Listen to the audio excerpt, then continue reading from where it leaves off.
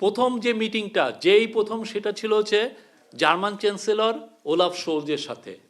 আপনি জানেন জার্মানি হচ্ছে ইউরোপের মোস্ট পাওয়ারফুল ন্যাশন, ইউরোপের রিচেস্ট ন্যাশন, এবং এই পুরো মিটিংটা উনি চাচ্ছিলেন প্রফেসর। এটা না, এমন না যে আমরা তার কাছ থেকে মিটিংটা চেয়েছি, এটা ওলাফ শোলজ নিজে প্রফেসর ইউনুসের সাথে মিট করতে চেয়েছিলেন, এবং যে সাথেই এবার এই মিটিংটা সেট আপ হয়েছে, এবং যেই এটা একটা খুব বড় মিটিং ছিল এবং এই খুবই ফ্রুটফুল একটা মিটিং।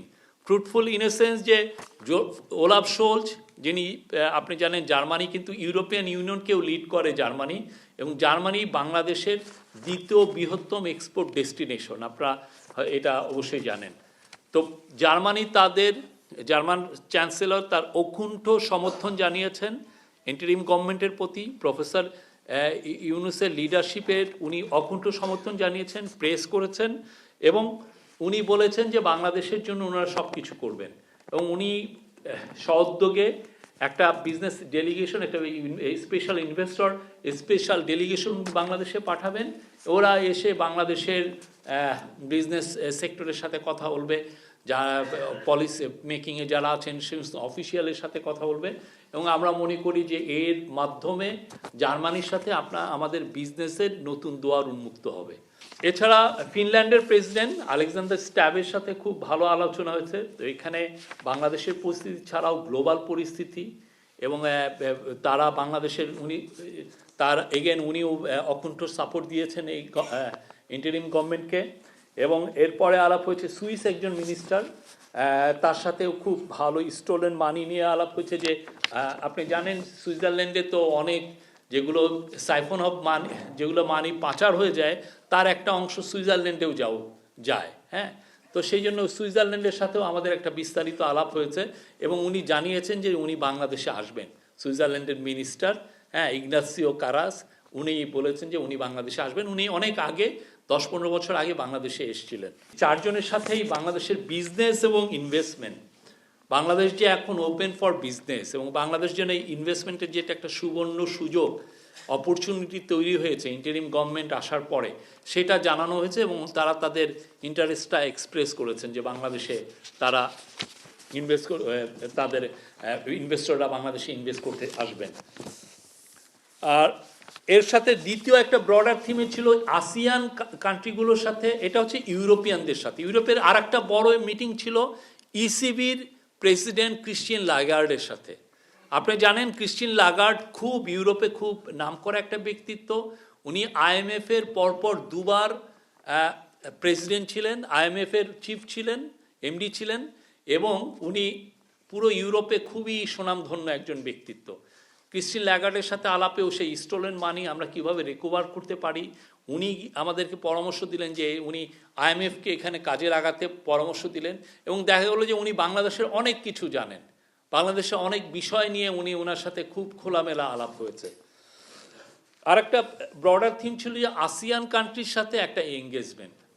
আসিয়ান জানেন উনি প্রফেসর ইউনুস আসিয়ান ফোরামে, এটা পুরোপুরি আসিয়ান ফোরামের একটা মিটিং ছিল, কিন্তু ওনারা প্রফেসর ইউনুসকে ইনভাইট করেছেন যে ওই ফোরামে যেন উনি আসেন, কথা বলেন, এবং উনি একটা খুব সুন্দর স্পিচ দিয়েছেন, এবং বলেছেন যে আমরাও we are part of south east Asia, তা আমরাও আসিয়ানের মেম্বারটা হতে চাই। আর আসিয়ানের মেম্বার হওয়া মানে হচ্ছে আপনার বাংলাদেশের নতুন দিগন্ত উন্মোচন হওয়া, বিজনেসের ক্ষেত্রে, ইনভেস্টমেন্টের ক্ষেত্রে, পিপল টু পিপল এঙ্গেজমেন্টের ক্ষেত্রে, সব ক্ষেত্রে একটা বড় একটা বাজার উন্মুক্ত হয়, এবং বাংলাদেশের ইকোনমির জন্য এর চেয়ে বড় নিউজ আর কিছু হতে পারে না। বাংলাদেশের সাথে থাইল্যান্ডের শিপিং কিভাবে জোরদার করা যায় সে বিষয়ে আলাপ হয়েছে। আমরা এটা নিয়ে প্রেস রিলিজ দিয়েছি, তারপরে আমি আপনাদেরকে জানিয়েছি। এবং রোহিঙ্গা ক্রাইসিস, আসিয়ানের সাথে একটা বড় আলাপ ছিল হলো রোহিঙ্গা ক্রাইসিস নিয়ে। রোহিঙ্গা ক্রাইসিস আপনি জানেন যে মায়ানমার হচ্ছে আসিয়ানের একটা মেম্বার, এবং আসিয়ানের একটা ইনফ্লুয়েন্স আছে মায়ানমারের উপরে। তো আসিয়ানকে বলা হয়েছে, আসিয়ান লিডারদেরকে, যে তারা যাতে এই রোহিঙ্গা ক্রাইসিস যাতে রিজলভ করা যায় সেটা নিয়ে যাতে একটু জোরদার ভূমিকা পালন করে। প্রফেসর ইউনুস আপনি জানেন উনি এসেই একটা মুভ নিয়েছেন যে রোহিঙ্গাদেরকে নিয়ে একটা বড় ইন্টারন্যাশনাল কনফারেন্স হবে, এই বছরই হবে, আমরা আশা করছি সেপ্টেম্বর নাগাদ হতে পারে, এবং এটার ভেন্যুটা এখনও ঠিক হয়নি। বাট ভেন্যু ঠিক হলে যেটা হবে যে ইউএন এখানে কো হোস্ট, ইউএন আর বাংলাদেশ মিলে এটা পুরো পৃথিবীতে যারাই এই রোহিঙ্গা ক্রাইসিসের বিষয়ে যারা সম্পর্কিত বা যারা একটু ইনফ্লুয়েন্স করতে, আমরা সবাইকে ডাকছি। 70টার উপরে দেশ বা এজেন্সি এরা পার্টিসিপেট করবে আমরা আশা করছি। তো এই বিষয়ে আলাপ হয়েছে, ওনারা সমর্থন জানিয়েছেন এই কনফারেন্সের প্রতি।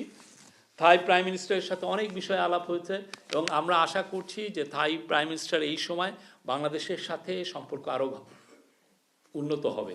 এবং এদেশে এবং আরেকটা মিটিংয়ে ভিয়েতনামের প্রাইম মিনিস্টারও ছিলেন, তার সাথে একটু কথাবার্তা হয়েছে।